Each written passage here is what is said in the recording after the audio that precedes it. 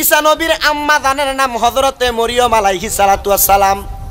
ওই মরিয়ম আলাইহিস সালাতু ওয়াস সালামের মা মানে ঈসা নবীর নানি, ওনার নাম হলো হযরতে হান্না। জোরে কোন হযরতে হান্না। ঈসা নবীর নানি হযরতে হান্না বাইতুল আকসার দিকে ফিরা দোয়া করে। বর্তমানে কাবা শরীফ, মক্কা শরীফ আছে না, ওই মক্কা শরীফ, তখন মুসলমানরা ওই মক্কার দিকে ফিরা নামাজ পড়তো না, মুসলমানরা বাইতুল আকসার দিকে ফিরা নামাজ পড়তো। ঈসা নবীর নানা, ওনার নাম হযরতে ইমরান আলাইহিস সালাতু ওয়াস সালাম। উনি ওই বাইতুল মুকাদ্দাস মানে বাইতুল আকসা মসজিদের ইমাম ছিল, নামাজ পড়াইতো। ঈসা নবীর নানি হযরতে হান্না আল্লাহর কাছে হাত বাড়াইয়া দোয়া করে, মাবুদ ও দয়াল আল্লাহ, আমার স্বামী হযরতে ইমরান আলাইহিস সালাতু ওয়াস সালাম উনি তো তোমার গল মসজিদে আকসার খেদমত করে, ওই মসজিদের ইমামতি করে, ওই মসজিদের একজন খাদেম। আল্লাহ তুমি যদি আমি হান্নার গর্ভের মধ্যে একটা ছেলে সন্তান দাও, আমি আমার সন্তানটারে তোমার ঘরের মসজিদের খাদেম বানাইমু, তোমার ঘরের মসজিদের খাদেম বানাইমু। বন্ধুরে বন্ধুরে বন্ধুরে, আপনারা বলেন হযরতে হান্না মানে ঈসা নবীর নানির নিয়তটা কি ভালো না খারাপ? জোরে দি কয় না, নিয়তটা কি ভালো না খারাপ? ঈসা নবীর নানি একটা ডাক দিয়া কয়, আল্লাহ আমারে যদি একটা ছেলে সন্তান দাও, আমি ছেলে সন্তানটারে তোমার ঘরের খাদেম বানাইমু। ভাগ্যের নির্মম পরিহাস, ছেলে সন্তান ঈসা নবীর নানির ঘরে হয় নাই, হযরতে হান্নার গর্ভে একটা সন্তান আগমন করছে। এমনভাবে 10 মাস 10 দিন যাওয়ার পরে ওই সন্তান যখন দুনিয়াতে আগমন করলো, লক্ষ্য করে দেখে এটা ছেলে সন্তান না মেয়ে সন্তান। ওই মেয়ে সন্তান আগমন করার পরে ঈসা নবীর নানি হযরতে হান্না আল্লাহর কাছে দোয়া করে, আল্লাহ আমি চাইছিলাম ছেলে সন্তান, আপনি মেয়ে সন্তান। আমি না বলছিলাম আমার সন্তান আসলে ওই মসজিদে আকসারে খেদমতে লাগাইয়া দিব, আপনি তো আমার ছেলে সন্তান দেন নাই। আল্লাহ যেহেতু মেয়ে সন্তান দান করছেন, তাহলে তবু আমি আমার মেয়ে সন্তানটারে মসজিদে আকসার খেদমতে লাগাইয়া দিব। আল্লাহ আপনি আমার এই দোয়াটা কবুল করেন। বন্ধুরে বন্ধুরে বন্ধুরে, হযরতে ঈসা নবীর নানি হযরতে হান্নার যখন কন্যা সন্তান জন্মগ্রহণ করলো, জন্মগ্রহণ করার 2-3 মাস আগে ঈসা নবীর নানা হযরত ইমরান আলাইহিস সালাতু ওয়াস সালাম ইন্তেকাল করেছে। ইন্তেকাল করার পরে হযরতে হান্না ওনার সন্তান হযরতে মরিয়ম আলাইহিস সালাতু ওয়াস সালাম রে কোলের মধ্যে নিয়া চইলা গেলেন মসজিদে আকসার সামনে। মসজিদে আকসার সামনে যাইয়া ওই মেয়ে সন্তানটারে হাতটা বাড়াইয়া ধরে ডাক দিয়া কয়, এ মসজিদে আকসার ইমামেরা, আপনারা কি মসজিদে আকসার মধ্যে অবস্থান করতেছেন? বলে হ্যাঁ। হযরতে ঈসা নবীর নানা ইমরান নবী ছিল মসজিদে আকসার ইমাম। ঈসা নবীর মা হযরতে মরিয়ম জন্মগ্রহণ করার 2-3 মাস আগে ইন্তেকাল করেছে। ইন্তেকাল করার পরে হযরতে ঈসা নবীর নানা যখন মারা গেল, মসজিদের মধ্যে এখন আর ইমাম নাই। ওই মসজিদের মধ্যে এক এক করে 4 জন ইমাম নিয়োগ হইল। 4 জন ইমাম ওই মসজিদের মধ্যে দায়িত্ব পালন করে। হযরতে ঈসা নবীর নানি হযরতে হান্না মরিয়ম আলাইহিস সালাতু ওয়াস সালাম মাত্র কয়েকটা দিনের সন্তান, ওনারে কোলের মধ্যে কইরা নিয়া মসজিদে আকসার সামনে যাইয়া দাঁড়ায়া ডাক দিয়া কয়, হে মসজিদে আকসার ইমামেরা, আপনারা কি আছেন? আমার কথা একটু শুনবেন। এবার 4 জন ইমাম একসাথে বাহির হয়ে আসছে। কি বলো কি বলো? আমাদের মসজিদের সামনে আমাদের মসজিদের যিনি ইমাম ইন্তেকাল করেছেন হযরতে ইমরান আলাইহিস সালাতু ওয়াস সালামের স্ত্রী হযরতে হান্না আগমন করেছে। সবাই একটা ডাক দিয়া কয়, মাগো মা, আপনি কেন আগমন করেছেন? আপনার কোনো চাউলের অভাব, আপনার কোনো রেশনের অভাব, বাইতুল মাল থেকে সহযোগিতা করব। হযরতে হান্না ডাক দিয়া কয়, বাইতুল আকসার ইমামেরা, আমার কোনো টাকার অভাব না, আমার কোনো সম্পদের অভাব না, খাবারের অভাব না, আমার একটা জিনিসের অভাব তোমরা পূরণ করো। কি গো মা, কি অভাব পূরণ করব? আপনি কি আমাদের কাছে একটু বলতে পারবেন নি? হযরতে ঈসা নবীর নানি হযরতে হান্না ডাক দিয়া কয়, আমার এই কন্যা সন্তান মরিয়ম আগমন করেছে, আপনারা জানেন? বলে জানি। বলে আমার মেয়েটা যেহেতু আগমন করছে, আগমন করার কারণে আমি আগমন করার আগে নিয়ত করছিলাম আমার সন্তান জন্ম নিলে আমি তারে মসজিদের খাদেমা বানাবো। হে মসজিদের ইমামেরা, আমি আমার এই কন্যাটারে আপনাদের কাছে দিতে চাই মসজিদের খেদমত করার জন্য। সবাই অবাক হইয়া গেলেন, কারণ ইমামের মাইয়াটারে মসজিদের খাদেমা বানাইবো। অবাক হইয়া ডাক দিয়ে কয়, হ্যাঁ আপনি আমার কাছে যান। ইমাম কয়জন? জোরে কোন কয়জন? 4 জন ইমাম হাত তুলা কয়, মাগো মা, আমার কাছে দেন। আরেকজন কয় আমার কাছে দেন, আরেকজনও বলতেছে আমার কাছে দেন। মারহাবা। ফেন্ডার একটু পিছনে না, পিছনে। চারজন ইমাম বলেন কয়জন? মাইয়া জন্ম নিছে কয়টা? আরো পিছনে নিয়ে যান, এটা আপনার পিছনে নিয়ে যান, বাতাস দূরের থেকে আইলেও চলবো। মাইয়া কয়টা? নাম হযরতে মরিয়ম আলাইহিস সালাতু ওয়াস সালাম। ইমাম হইল চারজন, চারজনে হাত বাড়ায় কয় আমার কাছে দেন। সুবহানাল্লাহ। চারজনে একসাথে ডাক দিয়া কয় আমার কাছে দেন। হযরতে হান্না ডাক দিয়া কয় জগৎবাসী, ও জগৎবাসী শুনে নাও, শুনে নাও, শুনে নাও।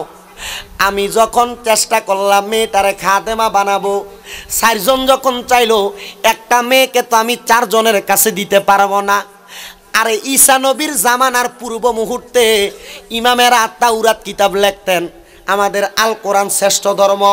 আল কোরআনের আগে আরো 3টা ধর্মের কিতাব আছে, তাওরাত, জাবুর, ইনজিল।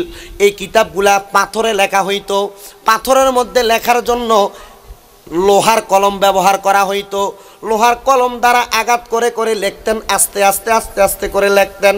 ঈসা নবীর নানি ডাক দিয়া কয়ে মসজিদের 4জন ইমাম, আপনারা 4জন আপনারা তাওরাত কিতাব লেখেন কিনা? সবাই এক বাক্যে বলে আমরা তাওরাত কিতাব লিখি। কি দিয়া লেখেন? বলে আমরা লোহার কলম দিয়া তাওরাত কিতাব লিখি। কি দিয়া? সবাই ডাক দিয়া কয় আমরা সবাই লোহার কলম দিয়া তাওরাত কিতাব লেখি। ও জগৎবাসী শোনো, আমরা যেহেতু লোহার কলম দিয়া তাওরাত কিতাব লিখি। হযরত হান্না ডাক দিয়া কয় ও ইমামেরা, তোমরা লোহার কলমগুলা তোমরা আমার কাছে আনো। বলে কেন এমন কথা? আমি আমার একটা মেয়েরে তো 4জনকে দিতে পারবো না। লোহার কলমগুলা আনো, আসো আমরা সবাই নদীর কিনারে চলে যাই। নদীর কিনারে যখন গেল, হযরত হান্না ডাক দিয়া কয় ইমামেরা শুনে রাখো, তোমরা লোহার কলমগুলা পানিতে ছেড়ে দাও। যেই কলমটা ভাসতে ভাসতে নদীর কিনারে আসবে, ওই কলমটার মালিক আমার মেয়েকে খাদেমা হিসাবে পাবে। লোহা কোনোদিন বাসেনি, বাসেনি। পিছনে তারা কথা কয় না, লোহা কোনোদিন বাসেনি। কিন্তু বলছে লোহার কলম 4জনেরটা ছেড়ে দিবা, যেটা বাসতে বাসতে নদীর কিনারে আসবে, সে ব্যক্তি আমার মাইয়ারে পাইবা। হযরতে হান্না এমন কথা বলার সাথে সাথে 4জন অবাক হইয়া গেল। হায় রে, লোহার কলম তো কোনোদিন বাসে না, তবুও পরীক্ষা দিব। আমি জানতে চাই, কেউ যদি আমার আল্লাহর হইয়া যায়, সারা দুনিয়ার কেউ তারে আটকাইতে পারেনি, পারেনি, পারেনি। আশেক কয় মাল্লাহুল মাওলা ফালাহুল কুল, যে আল্লাহর হইয়া যায় সারা দুনিয়া তার হইয়া যায়। আমরা জোরে জোরে সুবহানাল্লাহ কোন, আর জোরে। যেই ব্যক্তি মাওলার হইয়া যায় সারা দুনিয়া তার হইয়া যায়। 4জনের কলমগুলা নিয়া বিসমিল্লাহ বইলা নদীর ভিতরে ছাইরা দিছে। ওই জায়গার মধ্যে হযরতে মরিয়ম আলাইহিস সালাতু ওয়াস সালামের খালু ছিল, নূহ নবীর নানা জান। উনি ডাক দিয়া কয় সবার কলমগুলা ছাড়লো, কারোর কলম নদীর কিনারে আসে নাই। আল্লাহর কসম আমি তাকাইয়া দেখলাম, আমি মরিয়ম আলাইহিস সালাতু ওয়াস সালামের খালুর কলমটা নদীতে ভাসতে ভাসতে নদীর কিনারের মধ্যে হাজির হইয়া গেছে। আমি আর বুঝতে দেরি করলাম না, এই মরিয়মের দায়িত্ব আমার আল্লাহ। আমি হযরতে মরিয়মের খালুরে দিয়া পরিচালনা করব। জোরে জোরে বলেন না সুবহানাল্লাহ। আল্লাহুম্মা সাল্লি আলা সাইয়্যিদিনা মুহাম্মাদ নাবিয়ানা শাফিয়ানা মাওলানা মুহাম্মাদ। আল্লাহুম্মা সাল্লি আলা সাইয়্যিদিনা মুহাম্মাদ নাবিয়ানা শাফিয়ানা মাওলানা। জগৎ পাগল কাবার জন্য, কাবা পাগল মাবুদের, আমার মাবুদ পাগল দয়াল নবীর নবী পাগল উম্মতের আল্লাহুম্মা সাল্লি সাইয়্যিদিনা মুহাম্মাদ নাবি। জোরে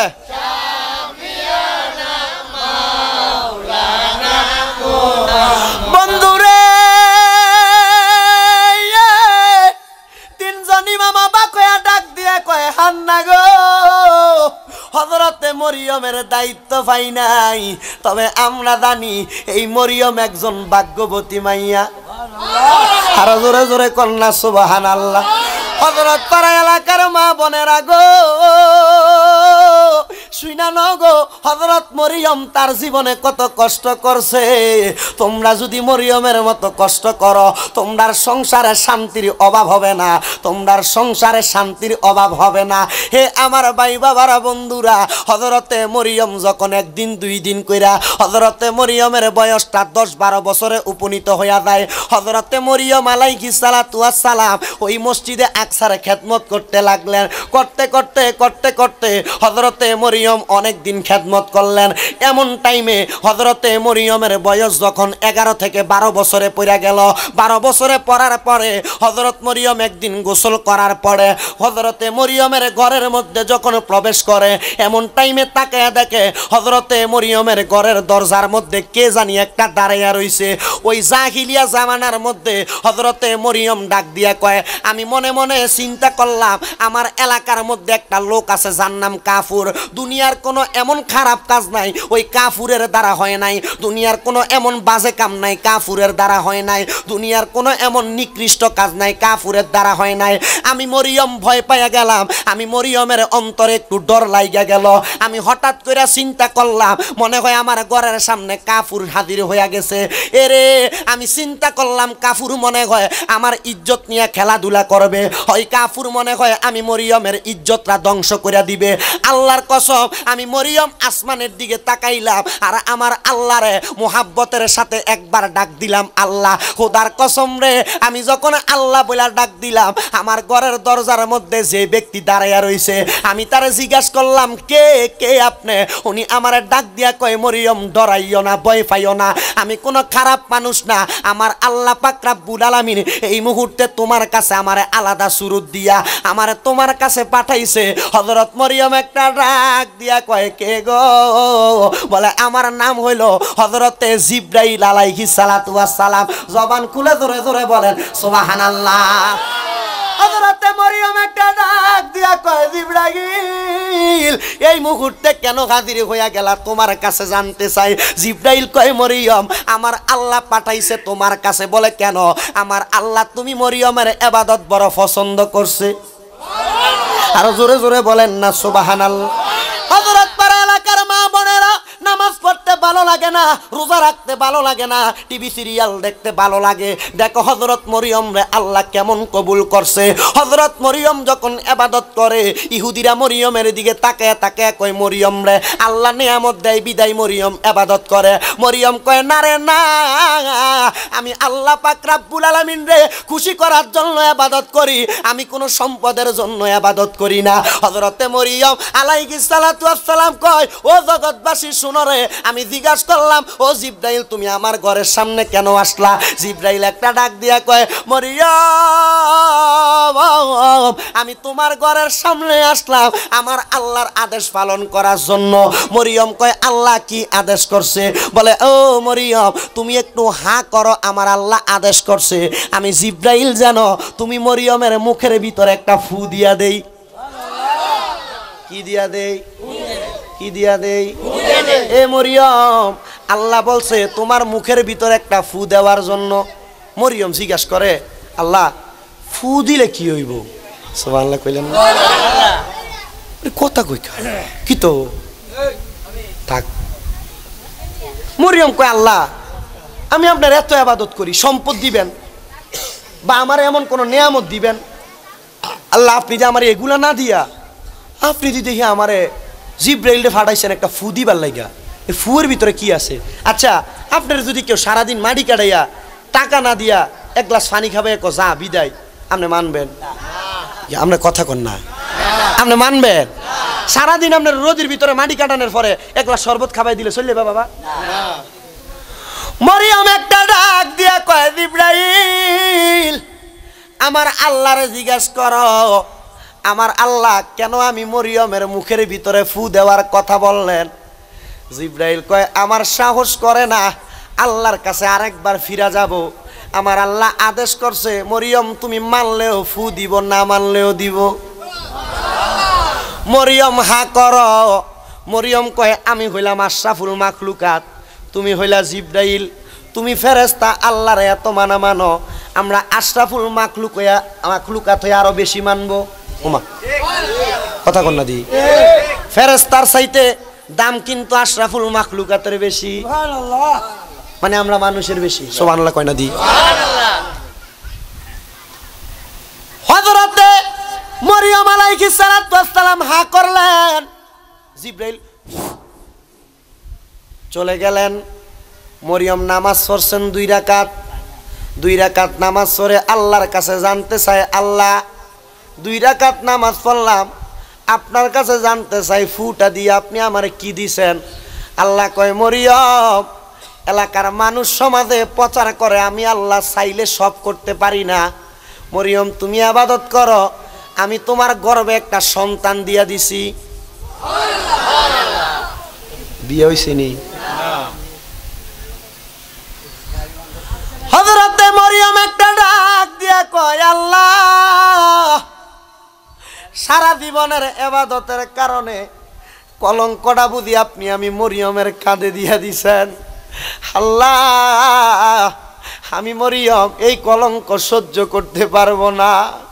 আমার আল্লাহ কয় মরিয়ম ইন্নাল্লাহা মা'আস সাবিরিন, নিশ্চয়ই ধৈর্য ধারণকারীর সাথে আমি আল্লাহ আছি। মরিয়ম চিন্তা করো না, মানুষ তোমার যত অপবাদ দিক আমি আল্লাহ তোমার পক্ষে, তাহলে আল্লাহ তার পক্ষে, সারা দুনিয়াও তার পক্ষে আসবে।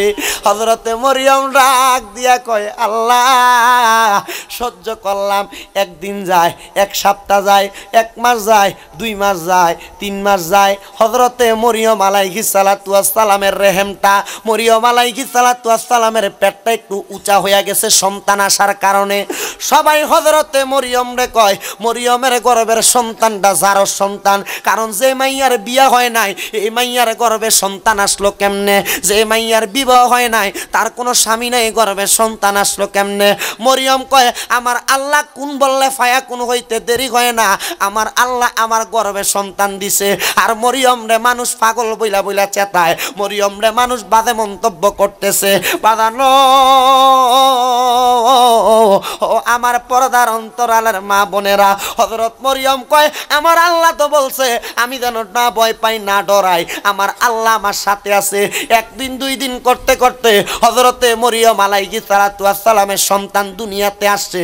দুনিয়াতে আসার পরে সবাই ডাক দিয়া কয় জারর সন্তান আমরা মানি না, তারে আগুনে পুড়ে আমারো, কেউ বলে পানির মধ্যে পুড়ে আমারো, কেউ বলে মাটির মধ্যে দাফন কইরা দাও। হযরত মরিয়ম কয় আল্লাহ আমার বিবাহ হয় নাই, তবু গর্ভে সন্তান আসছে, কিন্তু সন্তানরে যদি মানুষ মাটিতে পুড়ে ফেলে, মাটির মধ্যে দাফন কইরা দেয়, আগুনে পুড়ে ফেলে, আমি মরিয়ম সহ্য করতে পারবো না। আল্লাহর দোহায়, আল্লাহর দোহায় আপনারা উত্তর দিবেন, কোন মায়ের সামনে সন্তানরে যদি কেউ আঘাত করে ওই মা সহ্য করতে পারেনি? আরো জোরে বলেন পারেনি। এই জন্য কোনোদিন মা বাবার মনে কষ্ট দেওয়া যাইবনি। তোমরা কোনোদিনও মায়েরই মনেতে কষ্ট দিও না, তোমরা কোনোদিনও মায়েরই মনেতে কষ্ট দিও না। হায়রে মায়ের মনে কষ্ট দিলে খোদা তো মিলে না, বলেন মায়ের মনে খোদা তো মিলে না। তোমরা কোনোদিনও মায়েরই মনেতে কষ্ট দিও না, তোমরা কোনোদিনও কষ্ট দিও না। হায়রে মায়ের মনে কষ্ট দিলে খোদা তো মিলে না, বলেন মায়ের মনে খোদা তো মিলে না। তোমরা কোনোদিনও মায়েরই মনেতে কষ্ট দিও না। কত পাপী আছে যে মাকে কষ্ট দেয়, মায়ের মনে কষ্ট দিয়ে অভিশাপ নেয়। আরে কত পাপী আছে যে মাকে কষ্ট দেয়, মায়ের মনে কষ্ট দিয়ে অভিশাপ নেয়। হায়রে মায়ের মনে কষ্ট দিলে খোদা তো পাবি না, বলেন মায়ের মনে খোদা তো পাবি না। তোমরা কোনোদিনও মায়েরই কষ্ট, তাহলে মায়ের মনে কষ্ট দিলে বেজার হয় কে? এই জন্য মা বাবার সাথে সম্পর্কটা ভালো রাখবেন না খারাপ? ভাইয়ে ভাইয়ে বিয়া করে জুদা হয়ে গেলে মা বাপরে জুদা করে দিবেন, আলাদা করে দিবেন? না না, করা যাবে না। অনেকে তো আছে ভাই ভাই বিয়া করে জুদা হওয়ার পরে মা সকালবেলা এক ঘরে খায়, দুপুরবেলা এক ঘরে খায়, রাত্রবেলা এক ঘরে খায়। মা কিরি তুমি মা রে ফকিরের মতো এক ঘরে আরেক ঘরে ঘুরাও না রে ভাই। আল্লাহর কসম, আল্লাহর কসম, এমন যদি তুমি তোমার মাল লগে করো কোনোদিন তুমি জবাব দিতে পারবা না, জবাব দিতে পারবা না, জবাব দিতে পারবা না। এই জন্য মা বাপরে জুদা করে ঘরে ঘরে না খাওয়াইয়া মারে ডাক দিয়ে কইবা মা আপনি এক ঘরের মধ্যে বসে খাবার খাইবেন। আল্লাহর কসম আমরা তিন ভাইয়ের ঘর থেকে প্রত্যেক দুপুর বেলা, বিকাল বেলা, রাত্রবেলা 3 রকমের তরকারি আপনার সামনে আসবো। জুদা করেন না, আল্লাহর কসম কোনোদিন শান্তি পাইবেন না। আমার নবী কয় শোনার উম্মত, আমি নবী বললাম, আমি নবী আমার জন্মের আগে আব্বারে হারাইছি, জন্মের পরে আমার মারে হারাইছি। আমি নবী আমার আব্বা আম্মার খেদমত করতে পারি নাই। উম্মত তোমরা করো, তোমরা করলে আমি নবীর কলিজায় শান্তি পাওয়া যায়। নবী বলে আমি করি নাই, করিতে পারি নাই। ও নবী বলে আমি করি নাই, করিতে পারি নাই। পিতা মাতার খেদমত করিও আমার উম্মত, করিও আমার উম্মত। বাবার মুখেতে মায়ের মুখেতে যে তুলে দেয় খানা, রাজি থাকে রাব্বানা, রাজি থাকে রাব্বানা। যুবক রে, বিবাহ করার পরে মারে বুইলা যাও, মা তোমার কাছে 10 টাকা খুঁজা নেওয়া লাগে। আল্লাহর কসম কি জবাব দিবি?